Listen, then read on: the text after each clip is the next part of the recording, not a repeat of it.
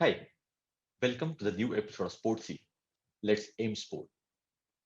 We always talk about sports as an outdoor field or physical activity, and but there is one more sport which is really considered to be a mental activity. But listening to this person will tell you it is not only mental; it is physical as well. Today we have with us Grandmaster Abhijit Kunte. He has participated in many times Indian Chess Championship, winning 2 gold medals and 4 bronze medals for India. He was awarded Grandmaster in 2000. He won the British Chess Championship in 2003 and 2 medals at Commonwealth Chess Championship. Abhijit has represented India 4 times at Chess Olympiad from 1998 and 2004. He won 7 medals in Asian Team Chess Championship. He has won 2 team and individual silver medals in 2003. He got team gold and a bronze individual in 2005. He got team silver and individual bronze in 2008, and list goes on. In 2000, he played in the single elimination tournament for the World Chess Championship. Abhijit holds a Limca record for playing against 151 players at one single go and winning 148 games out of it. So it's a great achievement for mental as well as physical because the game was those games are going on for 10 and a half hours. So it's not only mental, he was physical while playing those games across different tables. Other than being a grandmaster, he is a chairman of selection committee and chief coach of All India Chess Federation. He is the first Punekar to become a grandmaster and doing relentless work in the sporting ecosystem through Lakshya Sports Foundation. Please welcome Grandmaster Abhijit Kunte. Thank you for liking, thank you for watching, and thank you for sharing. But please do subscribe on our channel, Sportsy Says, and help us spread the word about Sportsy. Let's talk sports. We go with the same handle, Sportsy Says, across all social media platforms. Hi, Abhijit. Great to have you on our platform, Sportsy, where we talk about sports and now use this platform to make it Let's Aim Sport, which is aspire, inspire, and motivate.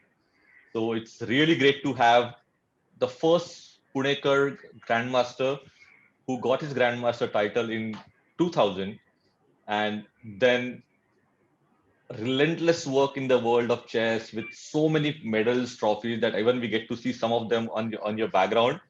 And beyond that, now the current chairman of selection committee and the chief coach for All India Chess Federation. We have with us Abhijit Kunte, and it's such a great pleasure to have you, Abhijit. Thank you, Siddharth. Thank you very much. Yes. So I'm sure when people see this, they know who Abhijit Kunte is. So I don't need to give introduction, but since this is the platform and my format, so I better give the introduction about the guest that we have. So Abhijit, just jumping directly onto because there is no background story that's to be created for an amazing name like Abhijit Kunte. So directly jumping to the main question that I have, that usually kids are playing the outdoor games while growing up, and it was like 80s, 90s when we were growing up. It was all about cricket or say probably some badminton and all those things. How did you fall in love with chess? Actually, I started playing chess by accident. It was because my sister Mrunal, and when she was playing in one inter-school tournament, my future coach Mohan Phadke sir saw her playing, and that time very few girls used to play chess. Mhm. So he was very confident that if he can train her, Yeah. he can definitely make her a national, international level player. And we were very lucky that he used to stay just 5 minutes away from my house. Hmm. So he came to my house and told my father that he wants Muralini to come for a chess class. Uh-huh. Now in 84, 85, chess class was not something which anybody will look for. Correct. My father first said, okay, we will send, but he had no intention to actually do it. So he came repeatedly again and said that no, you must trust me and you should send her to the class. Hmm. I will definitely make her national or international level player. Oh wow. So my father said, okay, I will send her. But so she started going, and when she went first day, it didn't do well, I think. So she came back home and said that next day she is not going to go. Then my father said, no, I have paid fees of 10 rupees. You must go now. But but still she continued to refuse. So she said that she'll go only on one condition, if Abhijit accompanies her. Okay. So that's how I started playing chess. But I had no intention of playing it, so I was playing cricket, Huh. and my mother actually stopped me from playing cricket and put me in a chess class. Wow. And and as we say, rest is history, right? So it is. Yeah. Uh, People become accidental entrepreneurs and multiple accidental actors, but I think an accidental chess player is something, and a grandmaster beyond that is something unheard of. And glad that happened for India to get so many accolades under your name. Uh, so again, related to the same question, when a coach says that you are also a coach now, coach of India team as well. So when a coach says that okay, I will make this player a national or international player. In cricket, we know that we see the technique, or in badminton, in the outdoor or physical game, we know we see technique. But in chess, what do you see at the grassroots level? How does the grassroots actually work? Where you know that okay, I'll make this person a international player, because it's all about mind, right? Yeah, but you can see the speed in which the player is grasping the thing, Okay. the speed in which player is seeing the chessboard, Hmm. and the memory. These are the Okay. three or four parameters when we first see, at a first glance. This is Hmm. what we look for. So I still remember in 2002 or one, I played with Vidit Gujarati. So he was only 8 year old, and we played in a simul. So he Hmm. played with me. And after seeing his game, I realized that this guy is going to become a grandmaster. And Okay. now he is world number 22. So Correct. it's very easy as a chess player for you to understand that he has a spark. Okay. So because see, this is one game that always amused me, that I know, which I know you for many, many years, and I've seen the stories as well. But it is always amazed me that okay, how do you play in those 64 blocks and have so many moves that you can go to amaze somebody, the opponent, who is also equally working on those exact 64 moves. So uh, how much time do you actually work on the strategizing the game, and what level of strategies? I know it's a long story and probably a lifelong lessons, but something that people can understand who are interested in chess or also are becoming chess players. No, there are two aspects to it. One is chess aspect, and one is a psychological aspect, because both the aspects are equally important. Hmm. Because it is not only important, see, like in many sports, it is important what you do, Correct. right? And in many sports, it is also important to understand how to counter opponent strategy. Right. So, but you can counter opponent strategy only when you are prepared Hmm. and you have a flexibility and you have a lot of variance. Otherwise, you are fixed in things. Right. Okay. So, basic thing is that you need to be very well prepared. You need to work hard, and you need to work smart, because when I started playing chess, there was very limited literature or chess books. Computers were not there Hmm. available for us. So, like, we used to get the chess books which were 6 months older. So already it was when we used to go and play in Europe, they used to kill us because they had the next version of the book, Right. and Okay. we were 6 months behind them. But now after 2000, everything computer has come, net has come, so things are much more easier and it is equally distributed, I think. Right. But but that time the issue was we had very limited data, and now we have too much of data. Huh. So now it is not only hard work but also smart work is very important. Okay. Interesting, because yeah, like I remember during the college days when I got introduced to what is chess at that level when I came to your house. Obviously, in my so for viewers, in fact, Abhijit's parents were actually my local guardians when I came for my education in Pune. So that time we only had the because of computer science background, we were doing computer science. We had a computer at home and we had downloaded some chess game, and we used to see how computer plays. So and then I had the opportunity to see you playing against some 30, 40 people at one go. Like remember that Yes, at a correct. yeah. Simultaneously.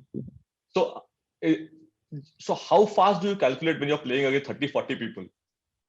It's basically a game of stamina, because the initial positions, like the patterns, what's going to happen.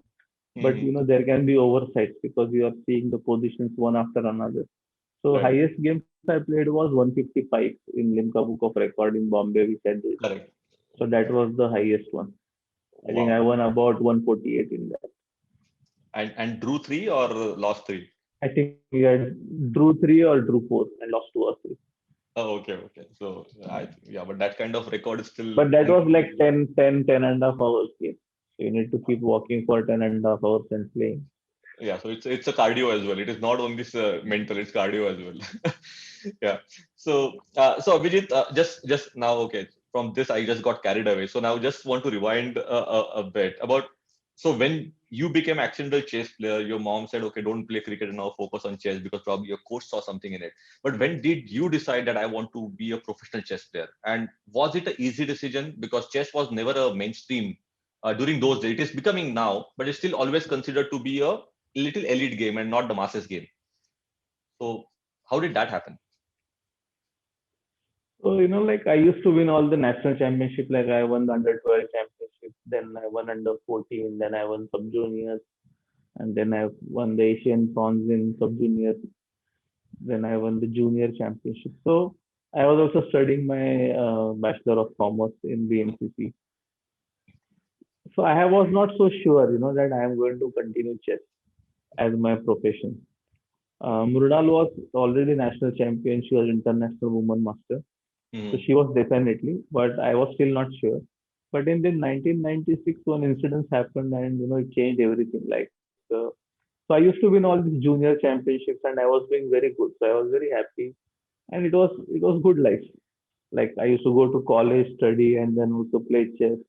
So actually, I had no time. So it was, I think, very good. but But then in '96, I got qualified for the senior nationals, and that was then National A, we used to call it.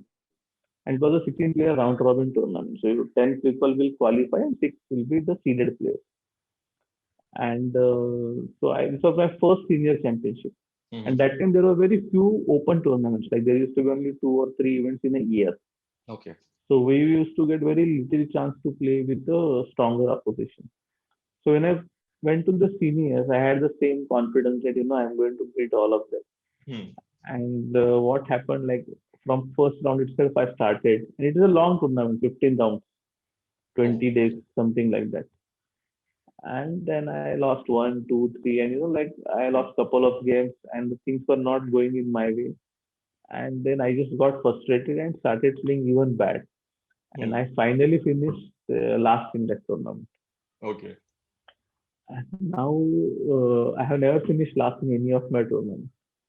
And that incident told me that like whatever I was doing till now, it was happening, but it was, I will not say it was a very concentrated effort, or Hmm. complete effort. Right. So then I realized that I need to change my strategies, and I need to really work on my weaknesses. i Hmm. also I also need to find out my strong points and get it converted into business. So the next 1 year was real hard work, and it was also introspection of my play. Hmm. And what happened was that year was my final year for the graduation also. Okay. So I had to take a call. So I thought, okay, if it doesn't work, then I will just go to do some MBA or something like that. So I played. So '97 started with January. I played the national juniors. So I won the juniors. That was the three times in a row. So it Hmm. was a record. Then in May I had an exam, and also had the national senior championship, which was Hmm. again I got qualified and I was playing that. So there I finished first. So that last two first, Okay. that thing happened, and I became international master. Hmm. Then in December I played November December I played Asian Junior Championship. So I won that, and I got my first grandmaster now. And so things completely changed, and I also got a job with Indian Oil in '97. Right. So Hmm. like so this whole thing happened in 1 year. After that, terrible tournament in '96. But I think that failure was very important Hmm. because that changed me completely, and it made me more professional player. I will say. Yeah. And I think it is about how you look at. Everybody has to go through the failures and ups and downs, but how you look at that and what you learn from that, I think that is something is very important. And that's what the message is. But around the same thing, the theme about for our chat show, let's aim for aspire, inspire, and motivate. So with that thing, who was your inspiration while playing chess? Like who do you look up to? Like or is what something that you had set the benchmark for yourself and just trying to beat that all the time? So, like that time, I always wanted to become a grandmaster because when I started, there were none. Okay. Uh, so becoming grandmaster was something very big. But then, of course, Anand, I saw him first time in Pune in 1990, but Hmm. I was very young. I did not talk to him much. But then he became world champion, and he has been always a big inspiration for Yes. me, and also Gary Kasparov. So these two Okay. players I liked a lot in chess. Honestly speaking, these are the only, other than your name, these are the only two players I know. And See, because you have been interacting with me a lot about chess. So. no, no, not that is one, but obviously knowing you at the personal level also, when I got to know about chess, like Vishy is somebody that everybody looks up to. Gary Kasparov is suddenly we got to know because he won against the computer, supercomputers and all, right? So it was like those kind of things came our way, and yeah. But how was the pressure on you? Now let's talk as athletes. You already were a professional player. You had your grandmaster. Vishwanath Anand was already a established name, and you're playing against these biggies all the time. What was the pressure on you during those kind of tournaments, and how did you cope up with those? Because pressures is mental, the game is also mental. So I think it is too much of thing happening inside your head. So how do you cope up with that? Like what happened in 98, I made my second norm, and that time there were only three games, Anand Barua and Sikse.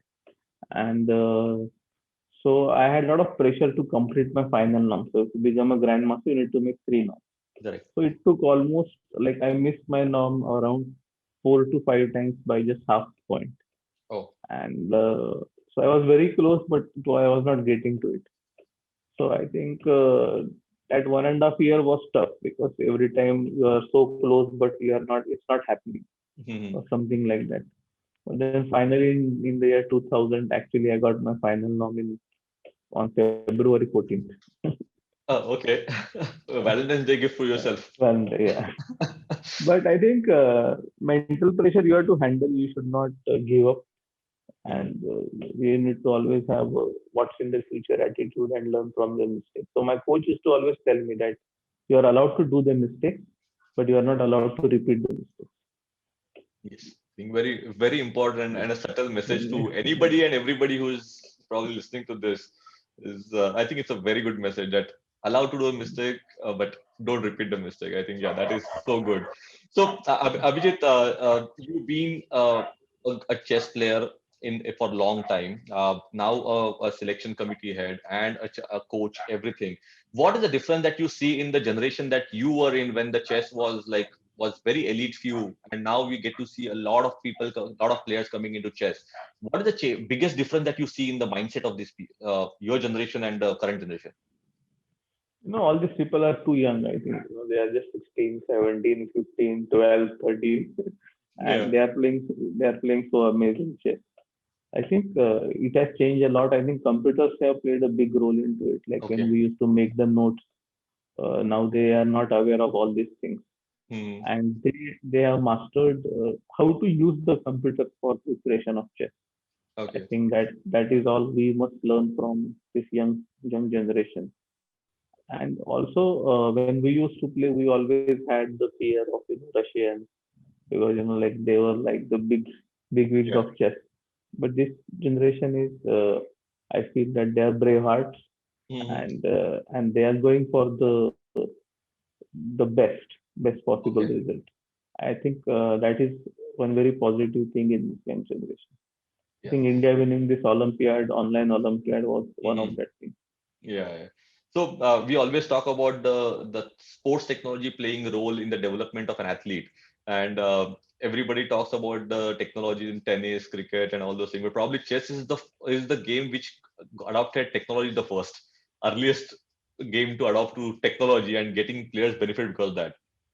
So and that's what I as what you say, that's what we see in the new generation about how they are playing and what the kind of mentality that they have. But are, as you said, they are the brave hearts, but uh, are they mentally stronger than what we had the players earlier? Obviously, with all the pros and cons, generation changing, but or is it something only the technology has made them what they are? Uh, See, in chess, if you are not very strong psychologically, you cannot survive. Hmm. So, Okay, yeah, I so, think. so those who survive, they are always psychologically strong.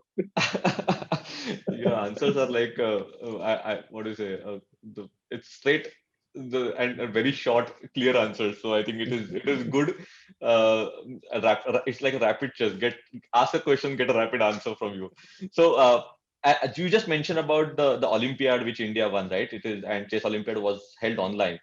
Yeah. Uh, it happened because of the COVID and everything. But do you think this is kind of a blessing in disguise where now this can have more and more impact, more and more games without traveling much, and probably we'll see more growth in the more international events? It's not easy because online chess has a lot of limitations that we don't have a long duration games. We all have Mhm. a short duration. Okay. So I think from playing perspective, there are many challenges. But see, like there was always a problem with chess that it was not a crowd pulling sport. Correct. But on Olympiad Day, we had about 70,000 people watching game live, Correct. and I think that is a very good number to boast of. That this kind of crowd can come and watch the game. Mhm. Physically, maybe it is never possible, but online there is always a possibility. So I think it's a good medium to popularize chess. See, the main advantage of online chess is the participation possibility increases many folds. Mhm. When you do an offline event where people have to travel, then there are so many limitations. Right. Other than COVID time also. I Yeah. don't know when it is going to be, but Correct. Seriously. but online chess, every person has a possibility to participate. So Correct. for a participating point of view, online chess is always better. But of course, there are many issues which everyone is facing. That there are a lot of issues regarding the cheating and getting external help and support while playing. So all these Correct. issues are not easy to resolve Mhm. because and the issue of internet Yeah. connection and the net dropping, then what is will be the result. So the result is not always fair. That is what is happening many times. Ah. Okay. And when you play the sport, you are always hoping for the best player to win. Correct. And so that limitation is still there when you are playing all over the world. And we know that net connection, like in the Olympiad, also the net connection became a problem. And Uh, people don't realize that, like even a 1 minute loss of internet, but then again, you have to get into the system. So it yeah. doesn't happen that you lose the internet and if internet comes back, you're immediately on. Doesn't happen. Again, you have to get into all the passwords and get Yeah. into whole system. It takes more than 5 6 minutes, and then already you are lost again. Yeah, I'm sure that the different challenges there. So earlier, you said that okay, if the chess had not happened, I would have done my MBA and then look at different things. But uh, that didn't stop you, even if your chess career didn't stop you, and you finished your MBA and got into administration, uh, Kindersport and Lux Foundation, and relentless work in the sports industry beyond chess as well. So, do you think education plays a big role in development of athlete, and how do you wait for the securing future for the athlete with the help of education? So I will put it another way that when you are doing education, you always have sport as a recreation. Mhm. And I always feel for a sports person, education is a good recreation. Okay. Oh, nice. Okay. So I think it should be combined. Now, Mhm. how much importance we give to what it depends on the your situation. Right. But I think both things complement each other very well. Oh, okay. Yeah, And because I think because like both require complete concentration, correct. both require decision making. And in both places, whatever is happening, it's just because of your efforts. Mhm. Oh, okay. You can't blame anyone, and so it's all your responsibility and your efforts, and the results are always yours. Okay. So I think it's complete fair system, and I think it helps both ways. Yeah, and I've spoken to a few athletes, and everybody ends up saying that okay, it's not like we are probably the very good in academics and all those things, but because we are focused on the field, it also helps us on doing the exams and the academics also because we don't have to much study much, but because the focus, the approach that we have, it helps us. And at the same time, people like Sharat Kamal and all, like they said that okay, because of the education, it helps also helps you to have a holistic view during your play also because you are it's not Correct. education, it is about the awareness of the situation that creates. So I think it's a great. But what do you And see that? also, education teaches you to think in a certain way, Hmm, think in a logical way, think in a structured way, yeah, and it helps. yeah. So what is your suggestion to the parents who are honestly speaking, they're confused whether the child should focus on education or should focus on sports. And as you said, that for a sportsman, the education is recreation and actually should make it happen. But the parents still not sure about how the careers can be made. So, what is your message to the parents? I think sports is into a very different era now, Hmm. and there are so many avenues which are opened up in sports. And I think this new government initiatives are also very good for the sports now. Pune is coming with a sports university Yeah. uh, and the manufacturing in sports. So it is not only about players, but there are so many aspects into the sports field Correct. which can be looked upon in future. So, Right. Right. so everybody should give it a shot. But more than that, I think sport is very important part of life for your fitness, for your health, for your psychological health, for your happiness. Yeah. For that, at least you should play the sport. Yeah. And Whether yeah, I you think will perform or not, it's a different thing. But all these aspects are equally important in life. yeah. I was working on that Making India Play initiative for CII, and we found some astonishing numbers. Like the average Western world, a kid plays for average 14 to 15 hours a week, whereas in Yeah. India, the kid plays 40 minutes a week. So that's why the new education policy talks about 1 hour of sports compulsory, and that too in your mark sheet. So I think with that, at least doing that, the kid will play for 6 hours. See, but the So problem in India, again, everything is related to the marks. yeah, That you everything is in the want to marks. Yeah, play the sport, you should get the marks. yeah. So It's not for happiness. yeah, it's not for IFS, but at least I don't know who is getting happy with this, but at least it is. I'm happy that at least the kid is going to play for 5 6 hours, and the parents will say, okay, let them play because there are marks to it. So one day we will have people, okay, because of your good marks in sports, you got through IIT. Probably we'll wait for that day. So I think that the sports culture needs to evolve in the country. It is not about forcing anyone. I think Yes. once we have the sporting culture that right now we say that we let's meet for a coffee or let's have a chai pe charcha. So maybe we should have a tennis pe charcha or chess pe charcha. So when you're playing a game, you can discuss. And Yes. once we develop that culture, I think things will automatically change. Yeah, I think it's a very valid point. It's like building community sports. Why Europe and US is or Australia is ahead? Yes. Because they have built sports at the community level. People come together in the locality community and start playing and take pride in that. I think that is what we need. So on that topic of what you do, you've been a member with Laksh for a long time, and Laksh Foundation is one of the oldest foundation who is working on uplifting of sports, helping athlete management, focusing on multiple sports.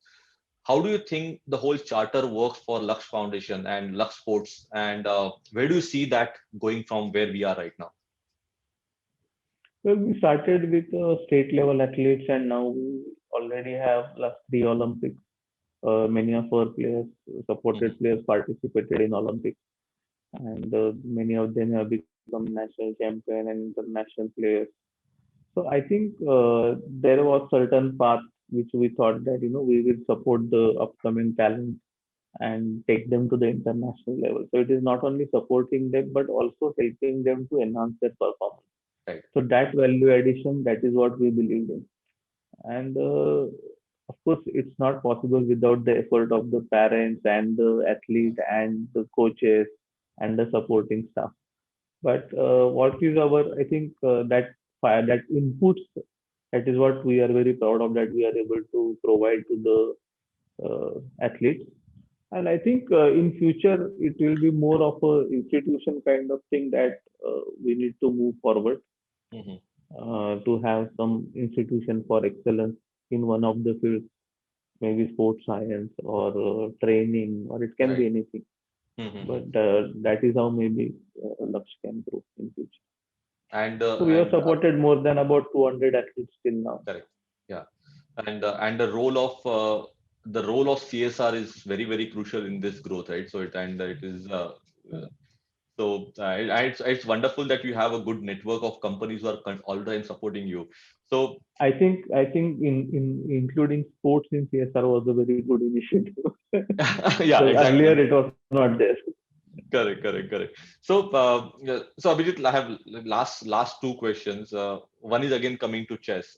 How can one become a chess player in India? Well, I think you just need to see that how that boy or girl is inclined to play chess when you are not asking him or her to play.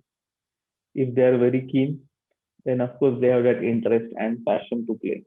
And we Okay, need to give them ample opportunity to play. I think okay, that's what is in our hand. okay. And how do you generate interest? Because football, a kid is happy to be on the ground kicking that ball and running behind it. But to expect something from a 3, 4, 5 year old to sit there and start thinking, yes, few are natural, some are natural, no doubt about it. But as a parent, how do you generate interest of a small young kid in chess? So there are so first thing is you need to have a chessboard. And I Yes, think once you have a chessboard, I think every child is interested in kings and elephants and camels and knights. So once you yes, show them a chessboard, automatically they are interested. And now every kid is anyway on the mobile. So there are a lot of apps which you can use for playing yes. chess. And there are a lot of funny apps which also teaches you how to play. So the whole system is available, whether mobile or in person. And now Federation is also coming up with the chess in education, chess in school program, Hmm. where they want to introduce chess at a grassroots level. So I think there will be ample of opportunities for playing chess, and I hope that every child plays chess and becomes Great. smart. Nice. And you as a member of selection committee and a coach of All India Fitness, chief coach for All India Chess Federation, what's your charter? How do you see the growth of chess in India? Well, I think selection committee in chess doesn't have a very big role to play because it's more of a performance-based system, Yeah, and but being a part of the system, it's at least you are there for it's advisory or giving your input. So it's where do you see that? yeah, it's very transparent also. Uh, the main thing is, like still we have only one world champion, Vishwanathan Anand, Yes. and how to have more. That is what we have to look forward. Maybe in next couple of years or maybe next 10 years plan we need to make. And what are the lacunas in the system where the trainer and the players need the support system that Hmm. we will need to create, because there is not much scientific work happening on chess in India, on Hmm. player psychology or player fitness. So Okay. maybe that two, three aspects we need to constructively involve. There are Hmm. people who are working on it, but they are on working on an individual level. Right. So that experience, how we can utilize for the bunch of people, that is what we will need to work on. Oh, okay. So I don't know whether you can answer this question with the current role that you have, but I'm just taking a shot at it. Who is the amazing talent that you see, that upcoming talent that to watch out for in chess? Well, there are many, I will say, but so basically there is Hari and Vidit. They are at the top 25 level, Hmm. apart from Anand. Then we have a second batch of Ariban and Seturam, they all are sitting in top 10 in India.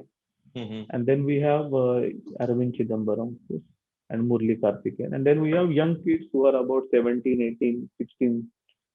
So Hmm. there is Raunak Sadhwani, then there is Pragyananda, and there is Nihal Sarin. So Okay. these are about 16-year-old, and so we have this batches of people who are doing very well. Okay. So Mm. I hope that one of them will definitely crack it. Yeah, and we all hope that, and that's the dream that we have. We need to get one more, at least one more world champion after Vichy. So my last question to you, Abhijit, is one advice that you got while growing up that really changed your life, and that you may want to pass it on to somebody. What that could be? Well, my coach always said that we had very limited resources, as I told you. So he said that you don't worry how that don't have books. Hmm. You practice so well that on your games people will write books. Oh wow, So so, so oh wow. basically you don't have to worry about what you don't have. Just try to do your best. Oh, nice. I think that's a straightforward, straight from heart kind of advice. And irrespective of the availability of technology or whatever the era that you are in, I think this fits so well. Thank you, Abhijit. It was wonderful talking Thank to you, getting to know about chess and the life of a grandmaster. Well, wish you all the best to you, Lux Foundation, All India Chess Federation, and all the players out there to make India proud and make India a sporting nation. Thank you. thank you. Thank you, Siddharth. Thank you.